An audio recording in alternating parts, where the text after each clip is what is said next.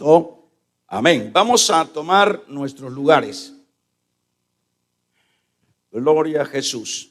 Vamos a hablar en esta ocasión que en Cristo se cumplen todas las bendiciones de Dios. En Cristo se cumplen todas las bendiciones de Dios. Bien, hermanos, leíamos del versículo número 17, la recomendación que hace el escritor a este pueblo hebreo. Es importante cuando les señala que es necesario la obediencia a los pastores, y la razón de ello es porque está diciendo porque ellos velan por ustedes. Y por otro lado, ellos también, está diciendo, van a dar cuentas. Y van a dar cuentas bien con gozo o sin gozo en ese campo eterno. O sea que todos en general, nadie se escapa de dar cuentas de lo que se hizo y lo que no se hizo en esta tierra. Así que los pastores, por un lado, se les está recomendando esta obediencia para hacerles menos difícil lo que es el trabajo, pues ellos van a dar cuenta, y la idea es que esas cuentas que den, pues las den de una manera provechosa, porque cuando decíamos el martes que cuando las ovejas del rebaño están tratando la manera de coadyuvar, de ser dóciles a la enseñanza, eso crea lo que es una estabilidad espiritual, un crecimiento espiritual en la iglesia, y en este caso pues se está dirigiendo a los hebreos. Y al tener un crecimiento espiritual, a la hora que estos pastores, está diciendo, vayan a dar ese reporte allá en esa eternidad, bueno, van a sentirse privilegiados, porque de acuerdo a los logros, así serán las recompensas. O sea que dentro de todo esto siempre hay un premio al final, o premios, o coronas, o posiciones, sea de los que están siendo instruidos por los pastores, como también los pastores. En este caso, pues eso es lo que dice este versículo. No le podemos dar otras interpretaciones porque está bien claro. Ahora, a continuación, ustedes ven que dice el versículo número 18, vamos a ir ya entrando a qué vamos a redescubrir en estos siguientes versículos. Y en este caso está el escritor, acuérdense que es el que escribe esta carta, que se está dirigiendo a ese pueblo. ¿Y cuál es ese pueblo? Es el pueblo hebreo, el pueblo que ha querido siempre y ha tendido la tendencia de retroceder a lo que es una vez más al judaísmo. Pero eso ya lo hemos venido enseñando en todo el recorrido de la carta. Pero en este caso, el versículo 18, hay una petición, hermanos, y la petición es que, bueno, hay que orar, dice, que oren por nosotros, pues confiamos en que tenemos buena conciencia, deseando conduciros bien en todo. ¿Qué quiere decir esa recomendación? Bueno, lo que en esto podemos encontrar es que, fíjese bien, los escritores o el escritor sobre todo tiene problemas. Sin duda, estos problemas no han de ser problemas sencillos que están enfrentando, o está enfrentando más bien, porque si ustedes ven, oren por nosotros, ¿sí? O orad por nosotros, está hablando de plurales probablemente. Es un equipo de santos, de pastores, de creyentes que tienen en este caso problemas o dificultades por la función o por la obra que están llevando a cabo. ¿Cuál es la obra que están llevando a cabo? La obra del Señor, la obra de aclarar muy bien lo que es el trasfondo de la doctrina de la gracia. Y este es un hecho que cuando ellos están en este trabajo santo, que es lo que expresa toda la carta a los hebreos, ellos han tenido problemas. Probablemente estén, de acuerdo a lo que veíamos ahí, puede estar preso el escritor, o si no está preso, lo tienen cercados los enemigos para que deje de incidir en lo que es el darles estos banderillazos de luz a los hebreos, que no dudamos que en este caso pues era los que estaban en contra, eran los judaizantes. Si vemos en el caso de las demás iglesias que Pablo, en este caso, él fundó, en todo este campo de estas iglesias, era terrible la acechanza de los judíos.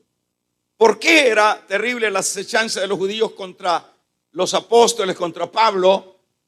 Por la misma situación que ellos no querían que Pablo o los demás apóstoles les mostraran la realidad al mundo judaizante, que es precisamente los que siempre estaban en todas las grandes ciudades del Imperio Romano. Te ve que llegan, cuando Pablo llega a Éfeso, cuando Pablo llega a Derbes, a Listra, a Éfeso, cuando llega a Atenas, en todos estos lugares, siempre Pablo buscaba las sinagogas. ¿A qué se refiere la sinagoga? Se refiere a las iglesias, diríamos, para entenderlo, que habían los locales donde los judíos enseñaban lo que era la ley, donde los judíos también lograban conquistar prosélitos, que eran personas que no eran judías, pero que ellos les daban la idea que al circuncidarse y al guardar los preceptos de la ley, ellos ya eran parte del pueblo del Señor. Entonces, todas estas sinagogas estaban ubicadas en las ciudades estratégicas, y usted sabe en el libro de los Hechos cómo Pablo llegaba a cada una de estas iglesias, que era lo primero que Pablo visitaba, a los compatriotas judíos. Pero cuando veían ellos o oían que esto chocaba con su doctrina, los consideraban herejes, los consideraban que era un peligro para la creencia judaica, y esa es la razón por la cual los perseguían. Y no solo los perseguían, sino que trataban la manera de matarlo. Siempre eso lo vemos nosotros en lo que es el recorrido del libro de los Hechos de los Apóstoles.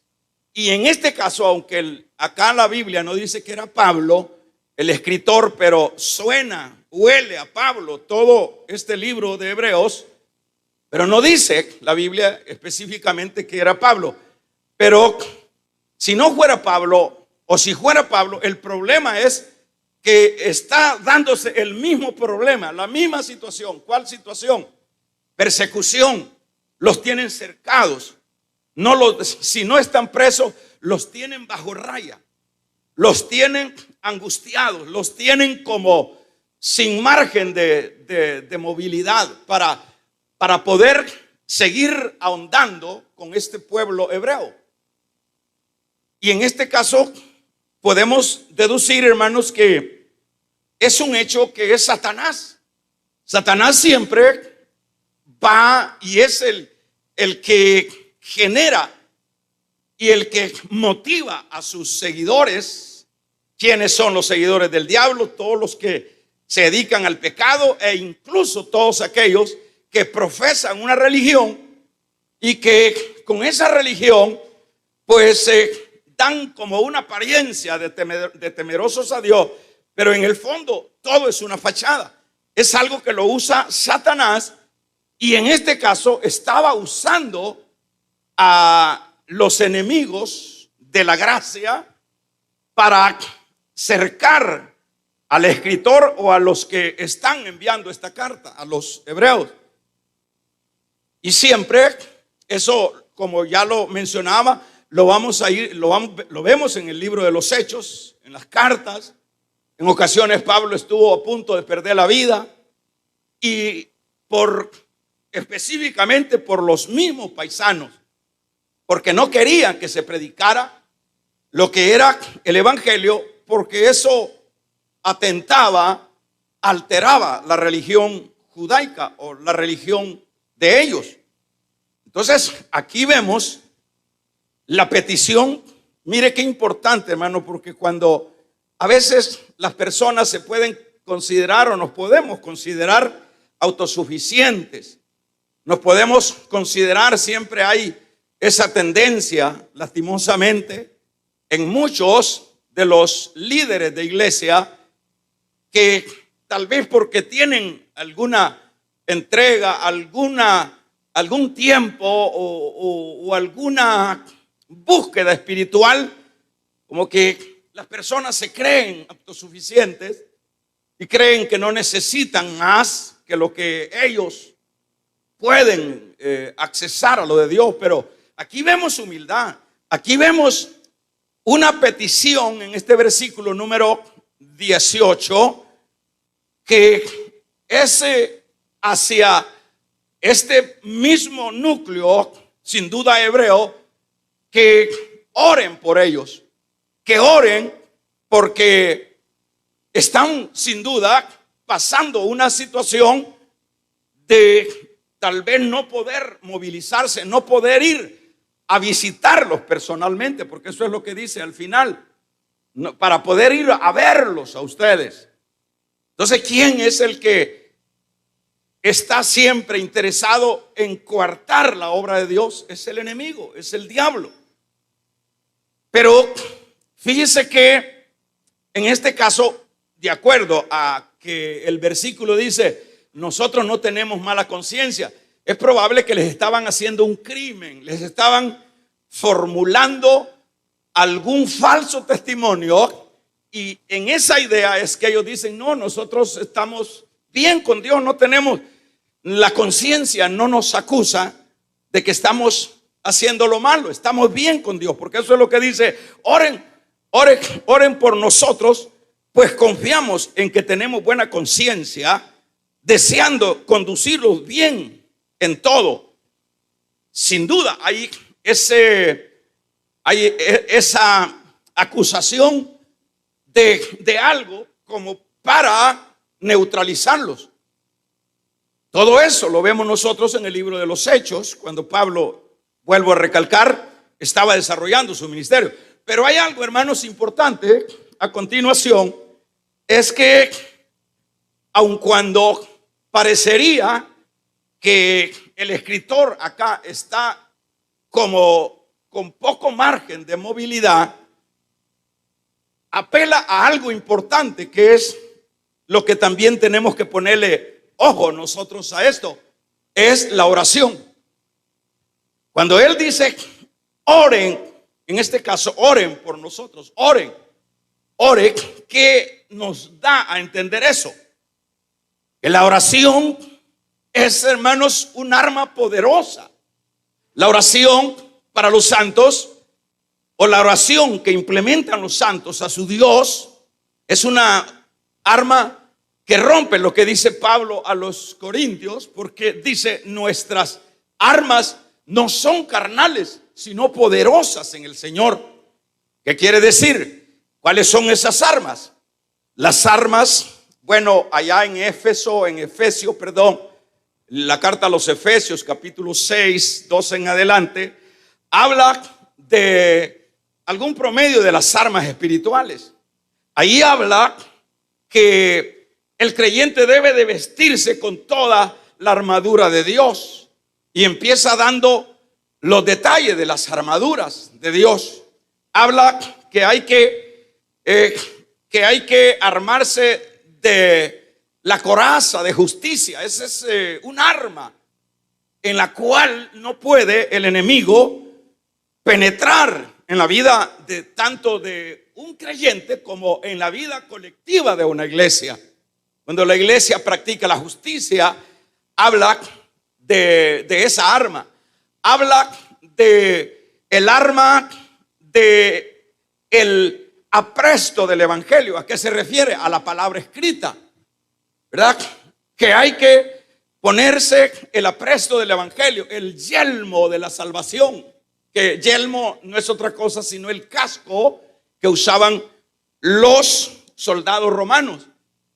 Entonces, como arma, viene el creyente y se cubre con ese yelmo que hace la figura del casco. Se cubre de los dardos que dispara el enemigo al pensamiento. Por eso es que Pablo dice también a los Corintios: llevad todo pensamiento cautivo a la obediencia de la palabra. Porque todos estos son escenarios de ataques, de guerra. Porque el creyente debe de saber que quitémonos de la cabeza la idea de que, bueno, ya estamos en Cristo, ya Él pelea nuestras batallas, ya para nosotros todo es bendición. Yo no estoy diciendo que no lo sea, pero lo que tenemos que quitar movilidad para poder ir a hablar personalmente con los hebreos. En este caso puede ser que lo tenga preso, puede ser que le están acusando de algo que el escritor no ha hecho, y por eso dice: yo tengo buena conciencia. Pero que Satanás está trabajando de una o de otra manera para impedir, porque lo que siempre le interesa a Satanás es tener la gente, hermanos, en la ignorancia de la luz. Eso es por lo que pelea Satanás. Y a los que ya están dentro en la luz les pone 1000 obstáculos, los desanima, les pone el pecado así en las narices para ver si se lo harta. Que vamos a regalarle ofrenda de palmas al Dios de la gloria. Hermano, el enemigo va a usar estrategias de estrategias. Hay ocasiones que va a generar hasta enfermedades para que no avance el mensaje de la palabra. Hay enfermedades que vienen producidas específicamente por ataques del diablo, como el caso de Job. Aquí no estamos jugando con la caperucita roja. Aquí no estamos jugando, hermanos, al escondelero en la vida cristiana. Por eso es que las iglesias no deben ser para entretener gente. Aquí es para, hermanos, entrenarse para una batalla, hermanos, poderosa contra huestes del diablo. Porque eso es lo que dice Pablo a los Efesios: porque no tenemos lucha con carne ni sangre, sino contra potestades, contra gobernadores del mal que radican en los aires. De allá vienen los puños de demonios para cada país. Traen enfermedades, traen pandemias, traen desánimo. Mire cuánta gente hoy en las iglesias, hermano, se acomodó, los botó el diablo. Hay que ver cuál es el trasfondo. ¿A cuántos los tiene atemorizados? Ay, que me voy a enfermar. ¿A cuántos les ha quitado, hermanos, el deseo de seguir adelante? En este asunto hay que tener olfato espiritual.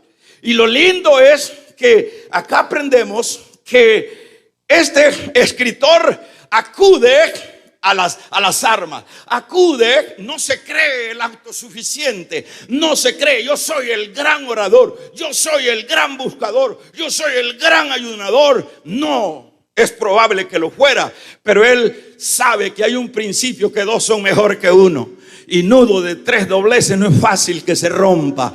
Él sabe, hermanos, que Jesús dijo: donde dos o tres están congregados en mi nombre, ahí estoy yo. Él sabe que la oración colectiva de los justos es poderosa. Él sabe, este escritor sabe que dos son mejor que uno. Y esa es la razón por la cual apela y suplica y pide: oren por nosotros. Ahí viene la oración. Ahí viene la oración de aquellos que creen que ya están en la iglesia, cuando por lo menos tu marido ya anda con resabios. Puede ser un ataque del enemigo. ¿Qué es lo que tenés que hacer? Empezar a pelear y a ponerle el corvo al hombre, o viceversa. ¿Qué es lo que tienes que hacer? Lo que tienes que hacer, aprendamos de la palabra. Para eso nos reunimos, para que veamos cuáles son las estrategias del enemigo y cuáles son las herramientas que Dios nos da a su pueblo para repeler y para pelear la buena batalla. Entonces, en este caso no es un asunto de dime qué te diré. No es un asunto de que fíjese que este hombre, hermano, fíjese que este hombre ya anda ahí anda medio, no sé cómo, un poco raro con otra persona, esta o el otro, y empieza a deprimirse la hermanita. Y ya deja de venir a la iglesia. Y ya le agarra nostalgia. Y que el pastor, y ese asunto no es tanto de pastor. Yo no digo que no hay que coadyuvar, hermanos, al que está peleando la batalla. Pero más adelante vamos a ver quién es el pastor de pastores. Damos un gloria a Dios. Este asunto no es de deprimirse, este asunto es de ejercitarse, de hacer, hermanos, funcionar los nervios espirituales, las coyunturas espirituales, y empezar, hermanos, dietas de ayuno, empezar dietas de oración. Vamos a regalarle ofrenda de palmas al Dios de la gloria. Empezar a pelear la batalla con las armas espirituales. Y esto no debería de ser solo cuando tenemos el problema, debe de ser una constancia, hermano. Porque es incorrecto que el soldado lo manden a la guerra sin antes haberse entrenado. A morir va. En el tiempo de la guerra aquí mandaban, como andaban escasos de soldados, agarraban unos muchachos y solo les ponían la purga, que es para desinfestarlo, y les daban unas cuantas cuclillas y los tiraban allá a ese cerro y los llevaban allá, era solo a morir iban. ¿Por qué? Porque no habían sido entrenados. Este asunto es entrenamiento constantemente, porque no sabe uno cuáles son, hermanos, cuáles son. Tal vez te quedaste sin trabajo, puede ser, pudiera ser, bueno, y en eso tiene que ver el diablo. Pudiera ser, te quite el trabajo, a ver, para someterte a la blasfemia. Te puede dar un buen trabajo, puede ser lo contrario, y en ese buen trabajo vos decís: qué bueno Dios, cómo me ha bendecido este trabajo, ahora estoy en una gerencia, ahora gano tanto. Pero hay que ver si eso te mutila lo que es el entrenamiento espiritual.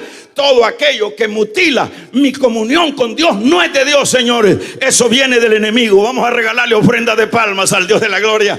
Todo eso que mutila lo que es el estar enchufado con Dios, eso no es de Dios. Eso no es cierto. No, a mí no me lo va a hacer creer. No, posible. Es una manera de pelear la batalla, de inducir el diablo. ¿Se recuerda? Fíjese que en aquella guerra de Josafat con Acab, llegaron unos espíritus que fueron de parte del Señor y inducieron a Acab a que fuera a la guerra. Solo a morir fue. Pero claro, allí había una intervención de Dios, porque ya les había hablado a través de Micaías, pero ellos no quisieron entender. Entonces, como dice Pablo a los tesalonicenses. Como no creyeron a la verdad, pues les da un espíritu que crean a la mentira. En este asunto aquí no es de muñeca de vitrina, señores. Aquí es de saber que hay una guerra encarnizada todo el tiempo mientras estemos vivos. Amén. Vamos a regalarle ofrenda de palmas al Dios de la gloria. Pero qué bueno viene, aquí aprendemos quién sería este escritor divino. ¿Quién sería? Este no era cualquier calenturoso por ahí, de acuerdo a toda esta tremenda inspiración. Este era un águila, este hombre. Si no era Pablo, era otro que estaba en esos niveles. Pero lo que dice es: oren por mí, oren por nosotros. Él sabe que esa oración va a tener un efecto. Y eso es lo que nosotros vemos con respecto a la oración, hermanos. Si usted se recuerda, cuando en el libro de los Hechos habla de que Herodes tenía preso a Pedro, luego que antes había matado a Jacob.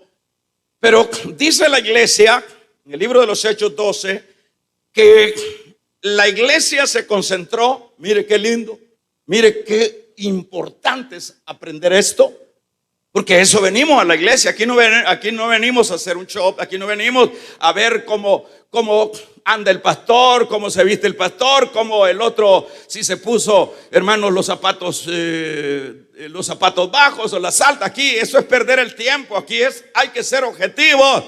Y aprendemos que luego que hay una amenaza, hermanos, aunque eso era un hecho que la iglesia vivía constantemente, dice, en armonía, y compartían juntos todos los días en el templo y en las casas. Pero viene el ataque del enemigo, les mata a uno y luego dice: bueno, voy a matar a este otro. ¿Por qué? Para que no se extienda el evangelio, porque ya el diablo había oído que Jesús le había dicho: vayan a todas las partes y prediquen el evangelio. Bueno, entonces voy a empezar a matarlo. Mire todo el trasfondo de la vida espiritual. Cuando nació el niño, para todavía remontarnos más atrás, cuando nació el niño, qué raro que Herodes quiso matar al niño, y como no pudo hallar al niño y no sabía quién es el niño, mató como más de 70 niños allí en Éfrata, en Belén. Qué raro. ¿Y quién es ese? El diablo, el espíritu del diablo. Y en este caso quiere matar ya a Pedro, ya murió Esteban, ya murió Jacob, que era de los 12. Estamos hablando que eran de los pegados con chicle, eran de los 12, pero aquí viene el ataque del diablo sobre Pedro. Pero ¿qué es lo que hace la iglesia? No se fue a buscar abogados, no se fue a buscar cheradas ahí en los políticos, no se fue, hermanos. Ellos sabían bien claro cuáles eran las armas con las cuales podían someter al diablo y a sus demonios. Y eso es lo que ve, y se concentran en un lugar, hermanos, donde empiezan a orar y le decían: Señor, está en peligro. Miren lo poderoso que es la oración, hermano. El que tenga oídos, oiga. Empiezan a orar. Esta iglesia, no sé cuánto sería el número de la iglesia, se reunieron, ¿verdad? Imagínese usted que hacemos una vigilia cada año y ni a esa vigilia puede venir usted. ¿Qué condición espiritual en la que estamos? Vamos a regalarle ofrenda de palmas al Dios de la gloria, hermano. Imagínese, hermano, qué epidemia espiritual en la que estamos pasando. La iglesia de este tiempo no quiere. Bueno, entonces no llore. Aquí no estamos poniendo en cuestión la salvación. Aquí lo que estamos enfocando es los ataques del diablo. Pero es que yo oro en mi casa. Sí, se te nota. Si es desde largo se te nota, doña Leonor. ¿Ya? De lejos se nota la entrega. Son mentiras, hermanos. Son ideas puramente como para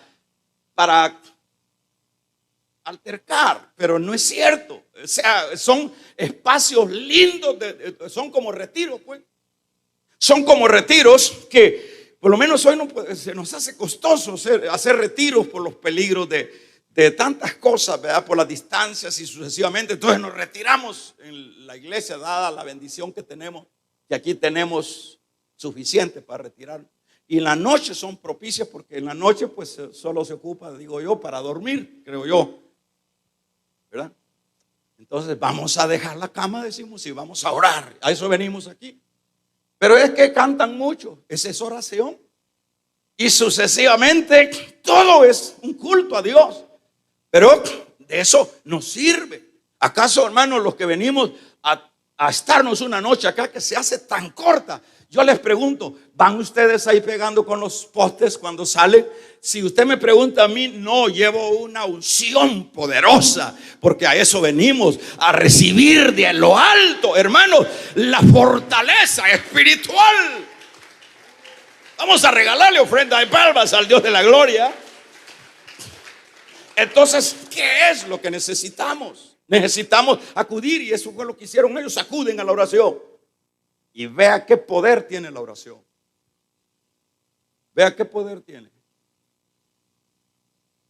Pregunto, ¿será que Dios tiene tiempos de descanso, por decirlo de esa manera? No, no tiene tiempo de descanso porque Dios no se cansa, porque es Dios. Dios más bien es el que constantemente vive creando sistemas y sigue creando. Por lo menos ahorita que están descubriendo Marte, es una tierra árida. Probablemente eso ya el Señor ya lo desechó, ya quedó ahí para espectáculo. Pero nuestro Dios es un Dios creador. Eso fue lo que dijo el Señor Jesús de su Padre. Cuando le dijeron, ¿y vos por qué estás trabajando hoy el sábado? Mi padre hasta este día trabaja. Nunca deja. Pero ese Dios, la oración lo detiene. La oración que llega al cielo y dice, ¿qué es lo que está sucediendo? Oigan, pónganle atención. Y el murmullo de pláticas, de gritos que se oían de la iglesia en Jerusalén era: Señor, ayúdanos con Pedro. Herodes quiere matar a Pedro. Señor, ayúdanos con Pedro. Ayúdanos. Está preso Pedro. No hay forma aquí, no hay quien lo salve. Solo tú, Señor. Ajá, está bien, dice. Bueno, atiendan a mi iglesia. Atiendan. La oración del justo puede mucho. Damos una vez. Y ahí vemos que baja, hermanos, un ángel. ¿Será que tiene ángeles el Señor así de banca? ¿Tiene ángeles? No, allá no hay espacios, hermanos, de relax. Usted dirá, entonces es dura la vida allá. Es que es un mundo espiritual.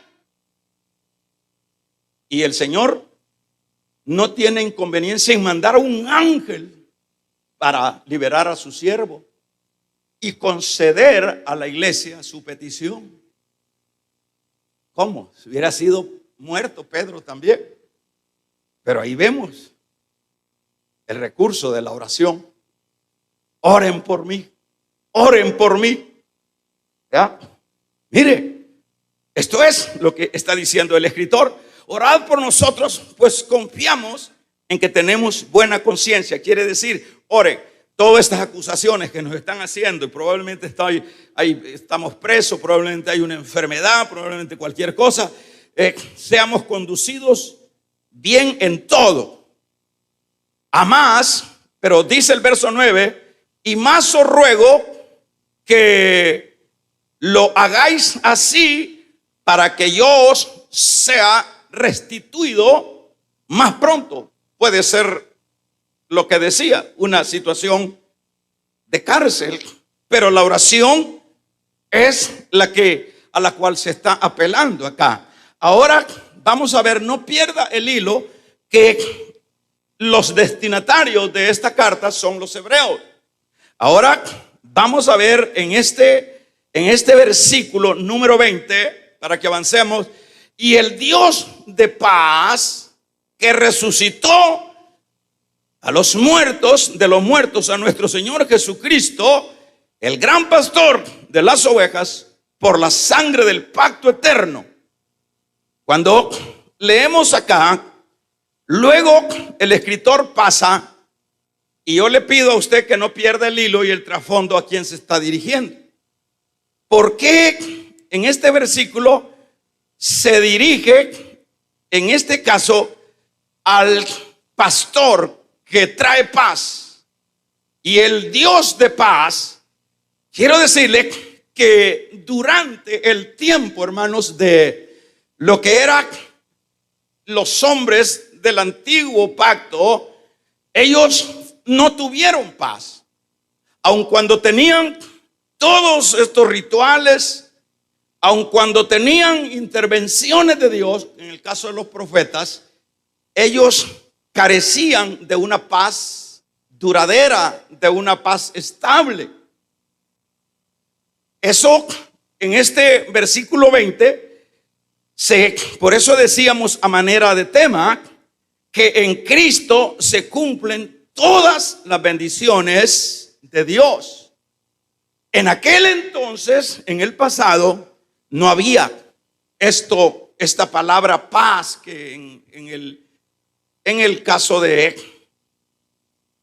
lo que es el lenguaje hebreo es shalom, paz, shalom. Pero dice, y el Dios de paz, ¿quién es el Dios de paz?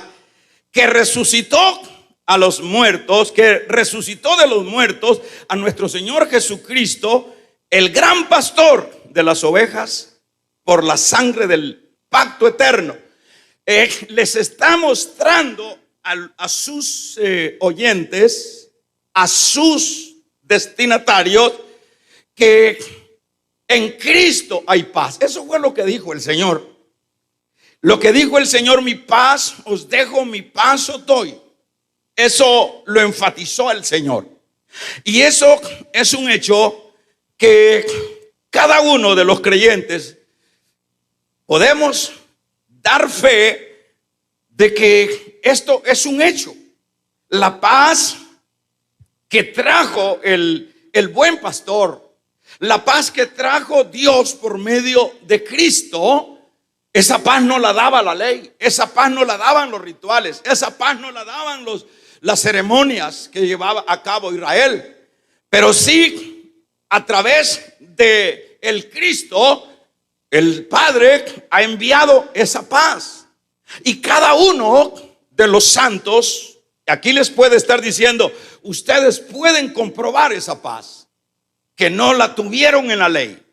Usted y nosotros podemos probar esa paz. Y nosotros podemos, es decir, en comparaciones con la Biblia, podemos ver, retomo una vez más el caso de Pedro. ¿Cómo se entiende? Veamos esto. ¿Cómo se puede entender que alguien que van a matar, sin duda, el siguiente día, porque no había que darle mucho tiempo a esto, cómo puede ser que alguien esté dormido? Porque dormido lo halló el ángel, lo halló cómodo, aunque estaba en cadenas. Pero ¿cómo se entiende eso? ¿Cómo se entiende esa tranquilidad, hermano? ¿Cómo es que eso es lo que genera Cristo, o generó el Padre por medio de Cristo en su resurrección? Generó paz. Y Pedro, con mayor razón, si Pedro ya no estaba como especulando si esto fuera una realidad o no, Pedro ya sabía que en verdad Cristo era el Cristo de la paz. Y eso es lo que los hacía reposar en medio incluso de las cárceles, en medio de la angustia, porque el Señor o el Padre a través de Cristo, hermanos, trae una gama de bendiciones. Y bendiciones, y en este caso paz, aún en medio de las tormentas. Esto solo lo puede generar Cristo o el Padre a través de Cristo, por medio de su resurrección. Es lo único. ¿Cómo? Eso es lo que sucede con Pedro. Está tranquilo, tiene que el ángel despertarlo. Despiértese. Hasta las sandalias, no sé cómo se las había quitado. pero estaba se sentía incómodo con las sandalias y se las había quitado. Y mire, tranquilo, no me digas si estaba roncando, sin duda sí, pero estaba tan en paz este hombre, aun cuando, ¿quién puede dormir si el siguiente día lo van a matar? ¿Quién puede tener una paz aunque se tome cualquier cantidad de pastillas? Bueno, las pastillas lo pueden adormecer, pero esa paz, hermanos, esa paz la trajo el evangelio. Esa paz la trajo Cristo con su resurrección. Cuando Pedro o cuando Pablo está en Filipo preso con Silas, quien entendamos cómo alguien puede cantar luego de una gran apaleada, una gran azotada, pero dice que a medianoche, en lugar de llorar, empezaron a cantar cantos a Dios. ¿Qué significa? Eso es, hermano, la paz. O sea que usted dirá, bueno, pero fíjense que yo no tengo paz, hermano. ¿Y cómo es eso? Yo no lo entiendo, yo soy cristiano. Bueno, aquí hay que indagar varias cosas. Por un lado, la Biblia no se puede contradecir cuando dice, mi paso dejo y mi paso doy. Eso es un hecho. Y yo no digo que no vamos a tener alteraciones de angustia, pero luego cuando venimos y encronizamos que no estamos solos, encronizamos que el que está con nosotros es más poderoso que el que está fuera de nosotros, hermanos, hay que crear las condiciones.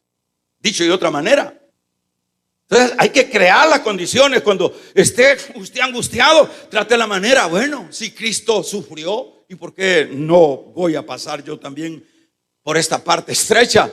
Y Cristo venció, y como Él venció, yo también voy a vencer.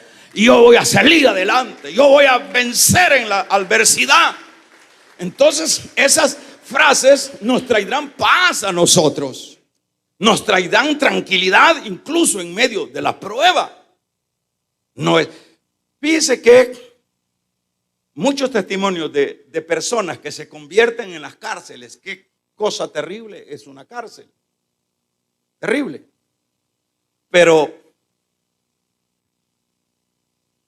en algunas veces que yo fui a las cárceles, en particular aquí a esta cárcel de Mariona, es increíble aquel montón de cristianos, hermanos, gozándose en las iglesitas que se forman ahí, pero bendecidos. ¿Cómo se puede? Si en la noche a mí me llevó un hermano a la celda a donde ellos dormían, es increíble, un pedacito de 3 metros cuadrados. Él me dijo, aquí yo soy el jefe, me hizo, aquí yo duermo. Como soy el jefe, tengo camilla donde dormir. Ahí le cabe su colchonetilla y los demás paraditos. Estamos hablando de gente, muchos de ellos creyentes, pero como el tener paz, el saber que en la noche van a ir a meterlos ahí, hermanos, es terrible. Es que el evangelio, la palabra es viva, la palabra no falla, la palabra hay que creerle. Aún en esas condiciones, si se remonta uno en las promesas de Dios, si se remonta el creyente, hermanos, no importa cuál pueda ser la situación, llega a la conclusión de que no ha perdido nada. No ha perdido nada porque lo tiene todo. Porque el tener a Cristo es tenerlo todo. Y si morimos, para Él morimos. Y si vivimos, para Él vivimos.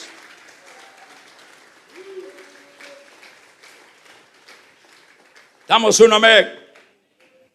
Y el Dios de paz, diferente a los rituales. ¿Qué paz podía tener Caifás? ¿Qué paz podían tener todos esos fariseos si eran gente impía? ¿Qué paz puede dar la religión? Acalla conciencia las religiones. Se va a ir al lugar a donde se reúnen las religiones y callan conciencia y después siguen igual, angustiados, viendo a quién atacan, viendo a quién engañan. O sea, no hay paz para el impío, pero para los santos sí hay paz. ¿Y quién trajo esa paz? El Dios de paz que resucitó de los muertos a nuestro Señor Jesucristo.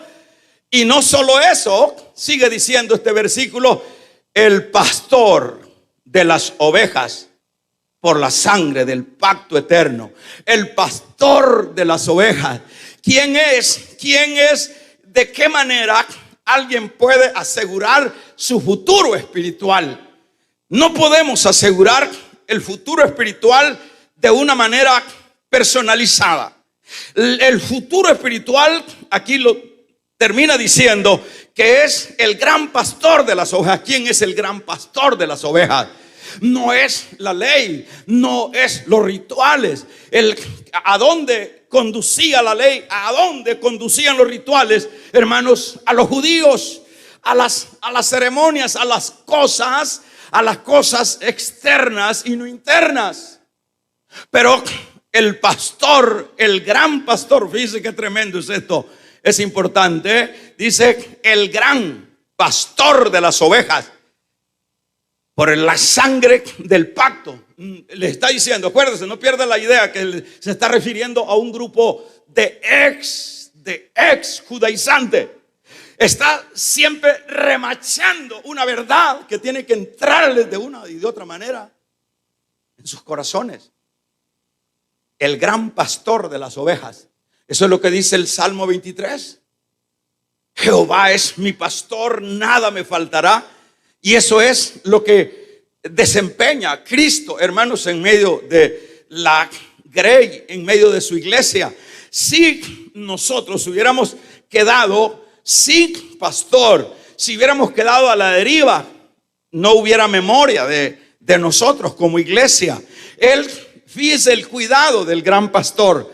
Cuando dice me voy, pero os enviaré al Consolador, al Paracleto, quiere decir al que los va a ayudar, al que los va a conducir. Yo me voy, pero no los dejo huérfanos.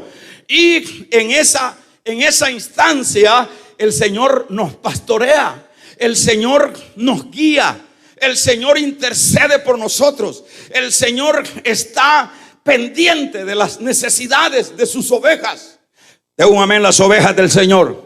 Estas ovejas, hermanos, las ha pastoreado por 2000 años en este periodo de la gracia. Solo de esa manera, ¿cómo podía sobrevivir un Pablo? ¿Cómo podía sobrevivir sin antes haber hecho el trabajo que se les había encomendado a los apóstoles? Fue necesario el pastoreo de Cristo. Fue necesario la guianza de Cristo a través del Espíritu Santo. Entonces, es preciosa la gracia. En la gracia, hermanos, no solo vamos a encontrar la salvación, porque la salvación es un hecho. En la gracia vamos a encontrar la paz que sobrepasa todo entendimiento. Le vamos a regalar ofrenda de palmas al Dios de la gloria. La paz que sobrepasa todo. Vamos a encontrar paz. Pero yo no tengo paz. Crea. Practique basado en las promesas esa paz y va a sentir paz en medio de las tormentas, en medio del dolor. Si no la sentimos, hay que crear las condiciones basado en las promesas. Yo tengo que tener paz. ¿Yo por qué me tengo que estar muriendo? Hay que crear la condición. Yo no estoy diciendo, si usted puede creer que yo, como estoy predicando aquí, yo manejo esas cosas. Hay que crear el ambiente. Porque hay veces que, como el caso de Elías, se va al fondo, aún siendo el gran Elías. Pero eso, hermanos, siempre vamos a tener golpes, traspieces, asuntos como los tales. Pero eso no quiere decir que entremos en un asunto de depresión, de una actitud que nos lleve hacer lo incorrecto. Entonces tenemos que, basado en las promesas, bueno, yo ya no estoy. Si fuera el caso de los hebreos, pudieran decir, bueno, yo ya no estoy en la ley. Y nosotros ya no estamos practicando las ceremonias que eran rituales, que eran sacrificios que apuntaban al que seguimos ahora. Ahora nosotros en estas angustias, porque el trasfondo del libro de los hebreos es que los andaban persiguiendo.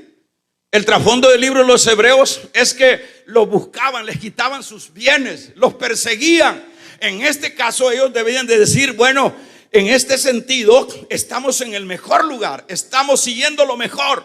Tenemos que tener paz, tenemos que crear ese ambiente de paz Porque en las promesas que encontramos en el sacrificio de Cristo, ahí está esa paz. También en esas promesas vamos a encontrar el gran pastor. ¿Quién va a fracasar con un pastor como Cristo? ¿Quién va a fracasar? Usted ni yo podemos fracasar. Fíjese que puede haber un momento que usted se descoyunte o yo me descoyunte. Pero ahí viene el buen pastor. Dice la Biblia que el buen pastor deja las 99. Amén. Y va a buscar esa quebrada. ¿Quién es esa quebrada? Si esa oveja está dentro, es del grupo, de su redil. Eso es lo que le dijo el Señor al Padre: ninguno de los que me diste se me ha perdido, excepto el hijo que ya venía perdido. Ese ya venía perdido, pero ninguno de los que le dio se le había perdido. Ahora, cuando uno de esos hermanos traspieza, como el caso de Pedro, ¿usted cree que es poco lo que hizo Pedro? Lo negó 3 veces. Pero ¿qué es lo que hace el buen pastor? Vamos a regalarle ofrenda de palmas al Dios de la gloria. ¿Qué es lo que hace el buen pastor? El buen pastor, como Pedro es de su rebaño, Pedro, ¿qué andaba haciendo? Pedro ya andaba caído, digámoslo de esa manera. Si fuera es el caso, porque luego dijo: vamos al mar. Y agarraron una vez más los chinchorros, lo que hace 3 años habían dejado. Eso es la figura del cristiano. Me voy otra vez y agarro otra vez la pacha, y agarro no la pacha de leche, sino la de guaro. Y se va otra vez a mujerear y se va a hombrear otra vez.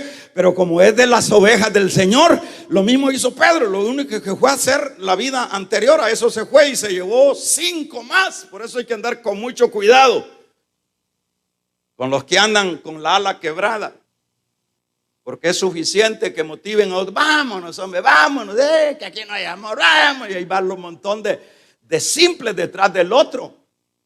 Pedro se llevó a 5, si no estoy mal, pero viene, deja las 99, después de haber resucitado, de haber ido para el cielo. Si había pasado lo duro, no, dijo: no puedo irme al cielo, yo tengo que ir a levantar a este. Y allá lo halló tirando la red, todo. ¿Hay pecado algo, hijito? No. ¿No han pecado nada? No. Eso nos indica que fuera de Dios no sirve nada. Lo que pescamos son problemas. Amén, amén. No han pescado nada. No. Entonces les dije que hicieron, y luego que se llenaron las atarrayas, hermanos, unos trasmayos, y se rompían. Y luego que salen a la orilla, ya medio lo conocieron. El apóstol Juan dijo: es el Señor Pedro. Y Pedro se vistió, hasta desnudo andaba Pedro ya. Andaba en shorts en el centro comercial. Vamos a regalarle ofrenda de palma al Dios de la gloria, hermano. Aleluya. ¿Cuántos alaban su nombre?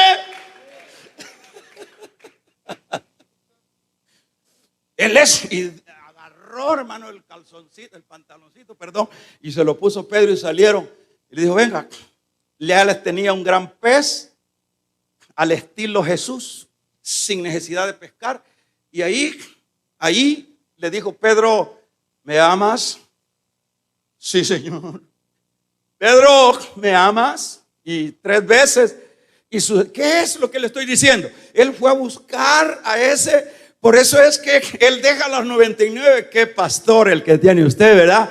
Así que con ese pastor, hermanos, ¿para qué me sirve la ley? ¿Para qué me sirve la religión? ¿Para qué me sirve el cura? ¿Para qué me sirve el pastor de la iglesia? Él es el pastor de pastores, el pastor que cuida sus ovejas, que deja a las 99 y va a buscar a la oveja perniquebrada. Dele fuerte esas palmas al Señor. Y viene y la agarra en sus brazos, el pastor de pastores, le cura las heridas y la trae de nuevo al rebaño.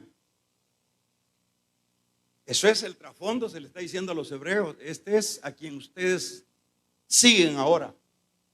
Este es el gran pastor. Tremendo. Por eso es que decíamos que en Cristo, dentro de ese trasfondo, en Cristo es donde están todas las bendiciones. No es en la ley, no es en nada, sino en Cristo. ¿Qué es lo que tenemos que hacer nosotros ahora en el caso de los hebreos? Puntualizo, en los problemas, ore, busque la oración.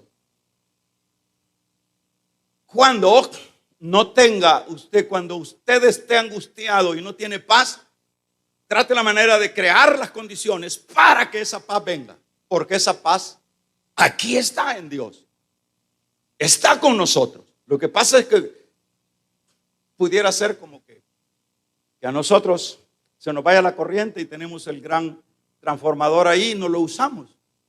La paz ahí está.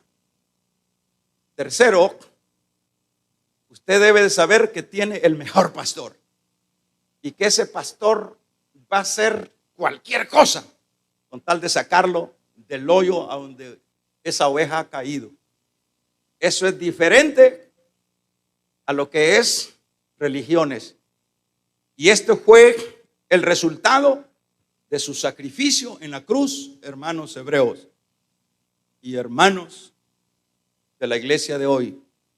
Así que adelante, no flaqueemos, sigamos, implementemos voy a decirlo de nuevo, en la angustia, en la persecución, en la enfermedad, en la cárcel, oración. Pida que oren unos por otros, que le acompañen los otros. Y luego agárrese de esa paz. Aquí está la Biblia, dice: mi paz os dejo, mi paz os doy. Yo no me voy a desvelar, yo no me voy a morir. No me voy a morir por esto o por esto otro. Yo tengo que tener paz. Yo soy una persona que posee las promesas de Dios. Yo soy esa persona que estoy siendo pastoreado, nada menos. Cuando decimos nosotros aquí los pastores locales, no, hermanos, nosotros estamos graves. Él es el verdadero pastor. Él es el que sabe cuando usted ha comido y cuando no ha comido, a dónde le duele. Él es el único. De ahí nosotros, los humanos, todos estamos todos remendaditos, todos, en los asuntos puramente humanos. No, algo hacemos, algo, pero el verdadero pastor es Él. Vamos a cerrar nuestros ojos.